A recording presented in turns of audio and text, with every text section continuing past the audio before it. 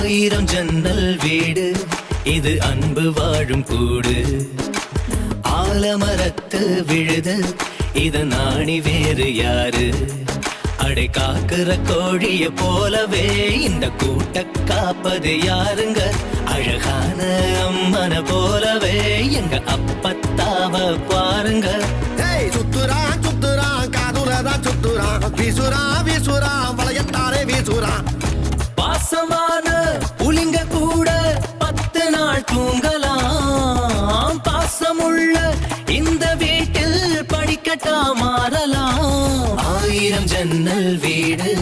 இது அன்பு வாழும் கூடு ஆலமரத்து விழுது இதனாணி வேறு யாரு